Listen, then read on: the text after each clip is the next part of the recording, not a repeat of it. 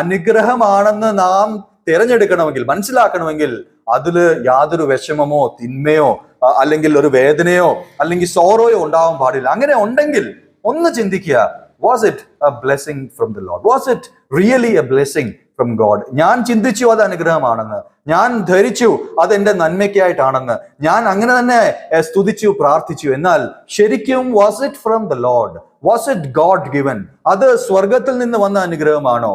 സ്വർഗത്തിൽ നിന്ന് വന്ന അനുഗ്രഹം ഒരിക്കലും തിന്മയും കൊണ്ട് വരികയില്ല. ദൈവത്തിങ്കൽ നിന്ന് വരുന്ന അനുഗ്രഹം ഒരിക്കലും അതിലൂടെ വേദനയോ പ്രയാസമോ വിഷമോ ഉണ്ടാകുകയില്ല. അങ്ങനെ ഉണ്ടാവുന്ന അനുഗ്രഹങ്ങൾ മാത്രമേ നിലനിൽക്കുകയുള്ളൂ. അങ്ങനെയുള്ള അനുഗ്രഹങ്ങൾ മാത്രമാണ് കർത്താവ് നമുക്ക് നൽകുവാൻ ആഗ്രഹിക്കുന്നത്. അതുകൊണ്ട് നമ്മുടെ വരും ദിവസങ്ങളിൽ കർത്താവിൽ നിന്ന് അനുഗ്രഹങ്ങൾ നമുക്ക് കാംക്ഷിക്കാം, അതിനുവേണ്ടി നമുക്ക് പ്രാർത്ഥിക്കാം. എന്നാൽ ഈ ലഭിക്കുന്ന കാര്യങ്ങൾ ശരിക്കും അനുഗ്രഹമാണോ എന്ന് ഒന്ന് ചിന്തിക്കുക. Anything, it could be anything. നമ്മുടെ ജീവിതത്തിന്റെ ഒരു ക്രോസ് റോഡ് ആയിരിക്കാം, വഴിത്തിരിവായിരിക്കാം, അടുത്ത തീരുമാനമായിരിക്കാം. ദൈവത്തിങ്കൽ നിന്നാണോ എന്ന് ഉറപ്പിക്കണമെങ്കിൽ അതിന്റെ ഒരു മാനദണ്ഡമാണ് നോ സോറോ. എന്റെ മനസ്സിൽ യാതൊരു വേദനയും ഉണ്ടാവത്തില്ല, യാതൊരു സംശയം ഉണ്ടാവത്തില്ല.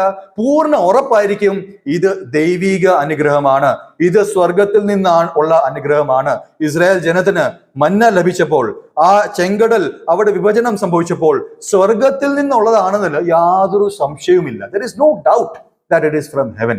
ദൈവം ചെയ്യുമ്പോൾ അത്തരത്തിലുള്ള കാര്യങ്ങളാണ് നമ്മുടെ ഒക്കെയും ജീവിതത്തിൽ ചെയ്യുന്നത്. നമുക്ക് സംശയം ഉളവാകുന്നുണ്ടെങ്കിൽ, അനുഗ്രഹങ്ങളിൽ നമുക്ക് ചോദ്യങ്ങൾ ചെയ്യുവാൻ തോന്നുന്നുണ്ടെങ്കിൽ, മനസ്സിലൊരു വിഷമമുണ്ടെങ്കിൽ ഒന്ന് ചിന്തിക്കുക, was it really a God's desire? Was it God's blessing? Every blessing of God is his desire towards us. ദൈവത്തിന്റെ ഓരോ അനുഗ്രഹവും എന്നെക്കുറിച്ചുള്ള, നമ്മെക്കുറിച്ചുള്ള കർത്താവിന്റെ ആഗ്രഹമാണ്. ആ കാര്യം ബോധ്യത്തോടെ മനസ്സിലാക്കി വരും ദിവസങ്ങളിൽ ആ ക്രിസ്തീയ ജീവിതം അനുഗ്രഹത്തോടെ ദൈവത്തിങ്കിൽ നിന്ന് അനുഗ്രഹം പ്രാപിച്ച് ജീവിക്കുവാൻ കർത്താവ് നമ്മെ സഹായിക്കട്ടെ. ദൈവനാമം മഹത്വപ്പെടുമാറാകട്ടെ.